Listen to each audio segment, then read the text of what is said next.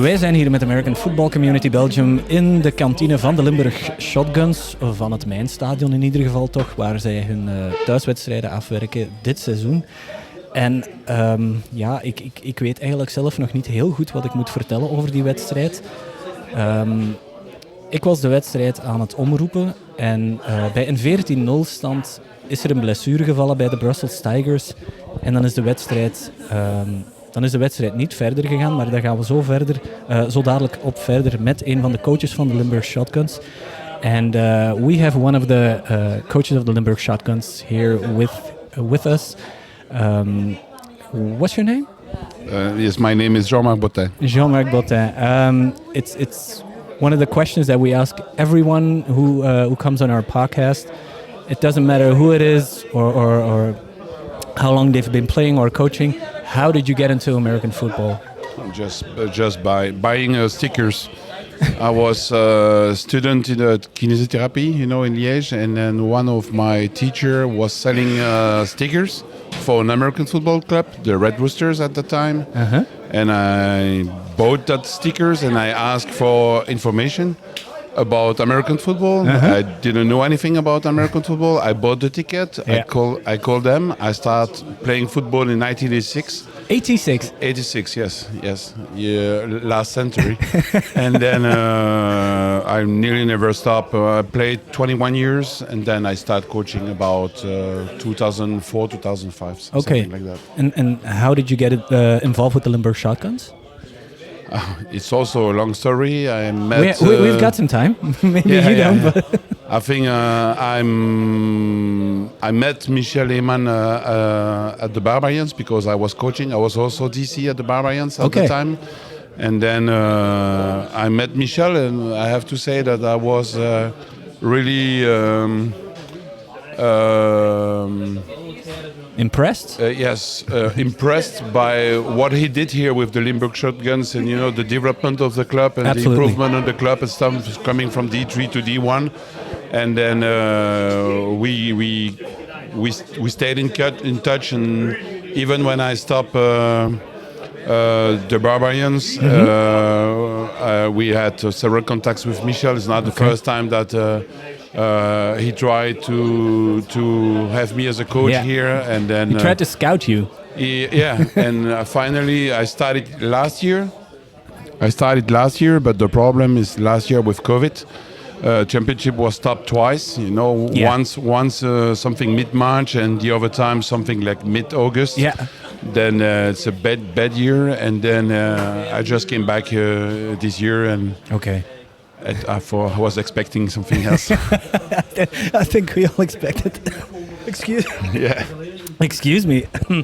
So you got into American football, but what did exactly attract you into the sport? What kind of told you inside of you, like, this is the game where I want to coach or play?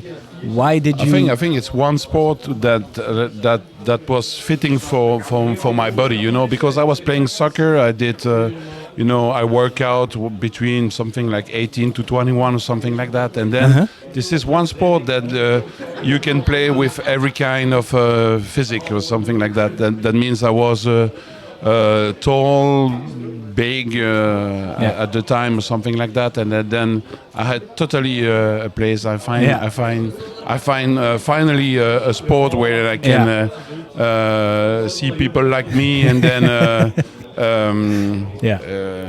yes. Okay, no, sure. So you're a coach with the Limburg Shotguns, but let's take a step to the NFL. You probably follow the NFL as well? No, not too much. No, not too much. You don't have a favorite team? I'm doing so much football. Yeah. American football since years that sometimes I'm a little bit fed up with football. I don't have to say that on the radio, but then I'm not following NFL that much. Okay, no. So you're really connected to your only thing in football is the Limburg Shotguns. Practically. Yeah, I think European football, yes. Okay. European and American football, yes. You follow European football. What kind of league do you follow? The German league, probably. I played in Holland, and I coach in Germany. Holland, I played and coached 2 years, and I coached 10 years in Germany. That means everything that concern Germany or the Okay. LF or something like that, I like it. So were you involved in NFL Europe maybe? No. Probably I was not good enough. What team in Holland did you? Maastricht Wildcats. Okay. We won the Tulip Bowl in 2007. The Tulip Bowl. That's a national championship Yes, in yes. and in Germany. What team? I started in with Düsseldorf Panther. Okay. Then I switched to Cologne Falcons. Then I went to Mönchengladbach.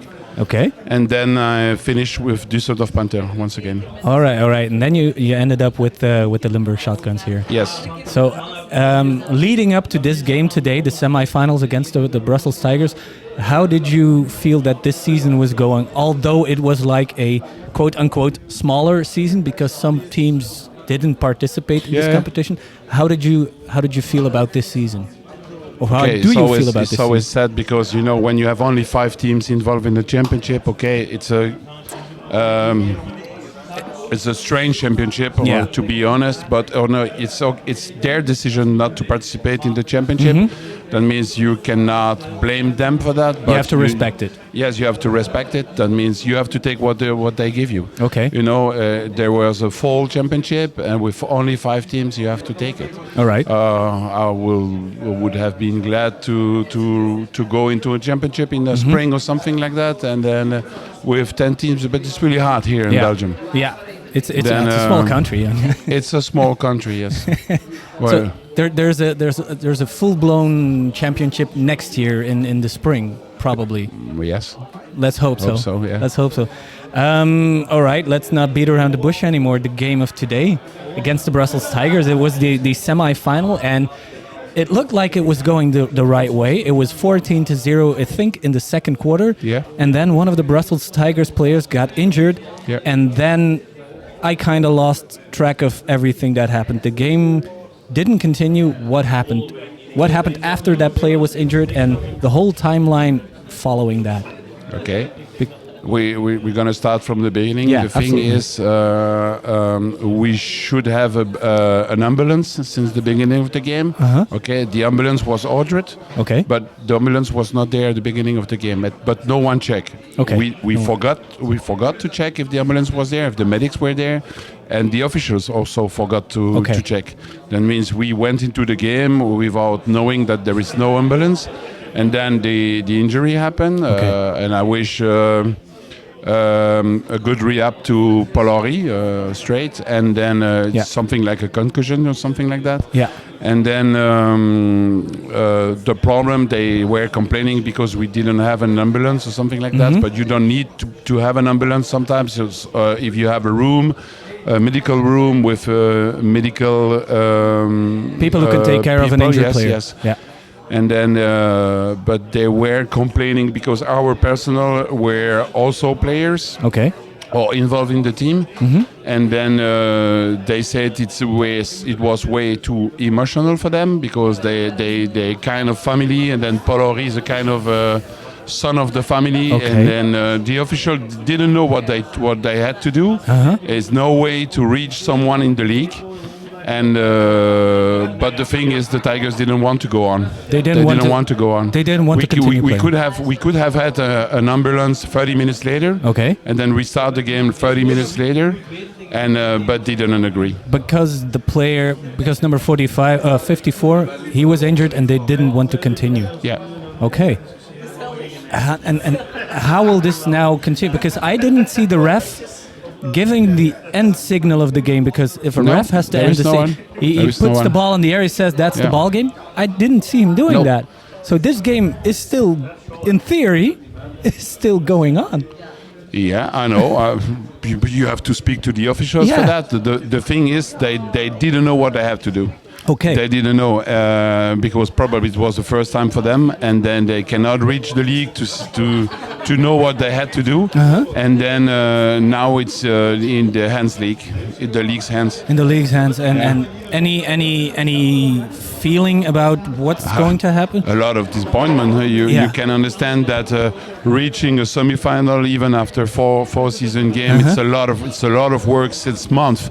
You know, it's a lot of reps at practice, a lot of scouting video, and then when you enter the game, the semi-final, when it is 14-0 in the beginning of second quarter, you're confident for the final results and something like that. That means when the game is going like that way, and then you don't know what will happen on Monday. It's a lot of disappointment. There was a lot of. It wasn't clear what was happening when number 54 was injured, and then he was taken to the sideline. The Brussels Tigers players, they went to one side of the field. There was a lot of discussion in between the refs. But what at that moment, what do you tell your players when you almost feel that, okay, this game isn't going to continue? Because you're a defensive coach, if I'm not mistaken. What do you tell your players? Okay, this game isn't going to continue, but you can't do that with just one phrase. You have to mentally prepare them for a moment like that, no? But there was already a long time that you didn't know what you have to say. You wait and see. And when there is no decision from the officials, first of all, you have to settle down. Okay, the last thing that you want for the image of American football, you don't want to get into a fight. You know, no, that's because true.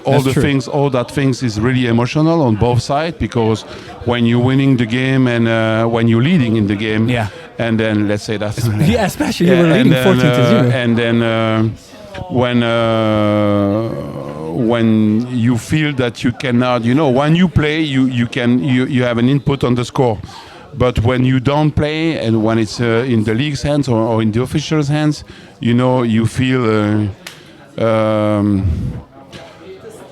it's not only disappointed, it's the thing that your dreams are gone. You know, you feel your dreams are going away, and then the first thing that you have to say, okay, you have to congratulate the players for the regular games in the season. You have to settle them down and say, okay, stay cool, okay, stay respectful, and then don't go into the fight, don't go to trash talking in the locker room. Okay? There was a lot of respect here. And then you hear some things from the public. They were not happy. They ask for respect, but you know, when you don't know if the game will go on or not, you have to warm them up. You know, it's something like professional. That means the officials didn't say that the game was over. That means when you don't know if the game have to restart, they have to get warm. That's why we warm up. You know, in respect, in silence, and then. First of all, I put all the players in one corner to stay away from the Tigers players and the Tigers coaching staff like that. There is no trash talking, no risk to get into a fight, and then say congratulations for the championship, congratulations for the game today, but just wait and see the decision of the league, and that's the thing. You can't congratulate the other team yet because there is no final result. Because the Tigers don't know if they are playing in the finals, and you still don't know if you're playing in the finals. So this is a really confusing situation. This is probably the first time that ever. Will be a strange Sunday, yes. And now it's up to the league. Yeah. And who? Correct me if I'm wrong, but there are players and coaches from different teams that are in the league that have to take that decision. Yeah. How do you do something like that? Because there's someone probably from the Tigers and probably someone from the Shotguns in the league. Yeah. And how do you you can be objective in this situation? No. Hopefully there is more than 2 players in the league. I hope so. That there will be neutral people in the league who will have to take a decision and to see if we have a ticket to the final or if the Tigers have a ticket to the final. Okay, let's end on a positive note. What you played a quarter and a little bit. Yeah. What do you take away from today's game as a defensive coach? Because I 14-0 as a defensive coach, you're probably you're happy. You're satisfied with the game, satisfied-ish with the game. So let's end on a positive note. What do you take away from today's game? It was a great start. We asked them to be serious from the first minute until the last minute, because we, on the first game versus the Tigers, it was 13-13 at the halftime. And then we were not good in the first half, which means we were not serious enough, probably a lot of missed tackle, and a lot of things went wrong, and then also some players missing. But I don't want to complain. It's how it is. Sometimes you have to play with your backup, and you have to trust your backup. That I'm not complaining about that. But the thing is, you cannot be bad twice. That means you have to learn from your mistakes. And then the first half on the first game versus the Tigers was awful. Then I asked, we have to be good since the beginning. Since the first minute, we have to show which is the best team in the league. And the defense scored. They had a pick six. Yes. So that's probably the best thing you're gonna be remembering from today's game. The pick six by. I think it's really difficult to keep something positive from today. I can understand that, Coach. I can understand. Do you still have something? Do you want to get off your chest from today about today's game and today's situation? I wish a good future to football in Belgium, because I have to say that I'm sad and disappointed that the football is not growing up the way that it should be. How I think should when it you be compare growing up? when you compare to Holland or Germany or something like that, there is a big difference, coaching wise and tactically, theory and stuff like that. And I would like to see the football growing up, even if there is progress since '86. Okay, we are not where we are supposed to be. Even with the national team program, there is no national team program anymore, and that's also sad. Why is that? Why is that? Do you think that there isn't such a progress here in Belgium than there is in Holland and in Germany? I think it's a question of mentality. First of all, you have to start with kids. Even if you start with U14 or U12 or something like that, starting with kids, starting to have coaches. And if you don't have coaches, you have to teach and to teach your players how to become a coach and stuff like that, and give them some solutions, some material to learn on and to become coaches. I think we are missing coaches in Belgium everywhere, and what the teams are doing, they try to win games, but they don't try to build something. True. And then in a short time, medium time, and long time, you have to build on something. That means you can have good players, but as long as you don't have good coach, when you have a good coach, he could make 10 or 12 or 20 good players. When you have one good player, you have one good player, point. Okay. All right. Then I really would like to see more clinics from the club, from the league, both sides, Flemish and Walloon and Federal. The National League and stuff like that, more clinic, more speakers, to improve the quality of the coach. Of the coach. Yes. Okay. The coaches, yes. All right. Okay. Yes, it's it's great. It's great when you have players, but when they are not well coached, then we have seen with the national team, and we have seen here and there. When you have good coaches, those players can play outside. They can play abroad. That means you had players who played Holland, Germany, GFL 1, GFL 2, even France and something like that, Finland, Spain and stuff like that. That means when you improve, the knowledge of the game of football, you can build something. All right. Okay. So that's probably a message for all the people involved in American football in Belgium. Probably a message, yes. All right, Coach. Thank you for this conversation. And let's wait and see. Wait and see. Thank you. Okay, thank you for the interview. A nice handshake to end this podcast. Oké, dames en heren, zoals je hoort van de coach van de Shotguns. Dank u wel, coach. Het is afwachten op een beslissing van de league nu. De wedstrijd eindigde op een 14-0. Is gestopt met een 14-0 voor de Shotguns. Een speler van de Brussels Tigers is toen geblesseerd geraakt en toen zoals de coach heeft gezegd, is er een hele race aan gebeurtenissen en aan regeltjes waar we nu naar moeten kijken. En wat de bond zal beslissen, dat zullen jullie lezen op onze socials, op onze Facebook, op onze website of op afcbelgium.com. En wij sluiten hier deze avond af, deze vreemde voetbalavond toch af. En tot de volgende keer.